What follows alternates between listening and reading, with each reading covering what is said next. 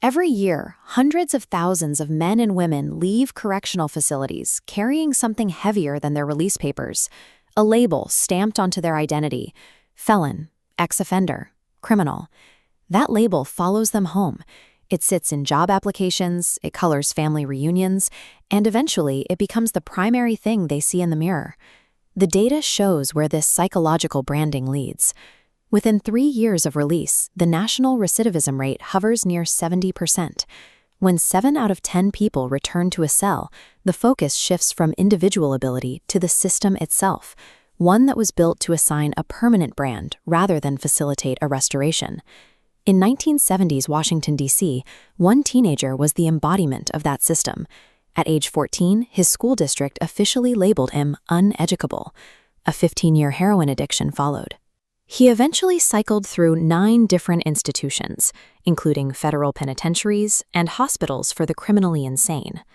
But TyGrayEL represents a complete break in the statistics.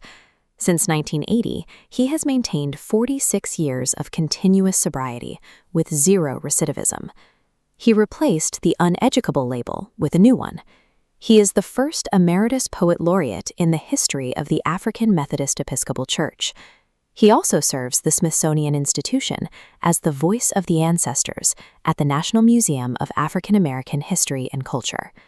If the current system guarantees failure for 70% of people, we must understand the exact mechanism allowing one man to achieve a 46-year success rate. TyGrayEL reverse-engineered his own survival into a reentry framework called 7 Keys to the Gate, a protocol designed to strip away the ex-offender label at a neurological level. It begins with Stage 1, identification. Participants name, confront, and then release the specific labels the system assigned them, clearing the space for a new identity. Stage 2, activation, shifts the participant from a passive recipient of orders to an active architect of their own future. Stage 3 introduces kinesthetic coding.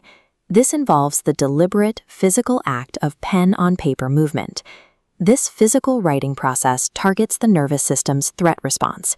It provides a structured path to process accumulated trauma, replacing reactive impulses with regulated expression.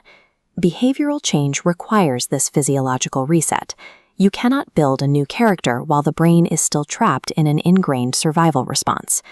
Once the mind is de-escalated, Stage 4, identity rebuild, uses the ancient Imhotep framework to reconstruct the participant's character.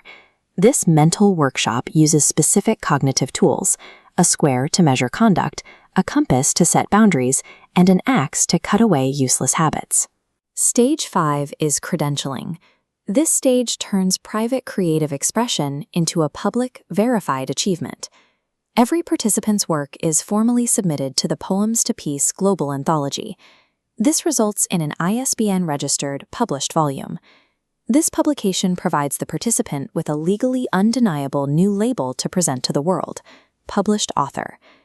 This protocol is the formalization of the exact methods the founder used to maintain his own freedom and sobriety for over 4 decades. The goal is to build a new pipeline, one that produces credentialed authors instead of returning citizens. The protocol serves incarcerated individuals near their release date, returning citizens on parole, and those in diversion programs or halfway houses.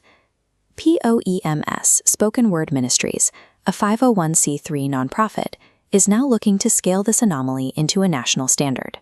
They are seeking partnerships with corrections departments, reentry organizations, and foundations to bring keys to the gate to facilities across the country.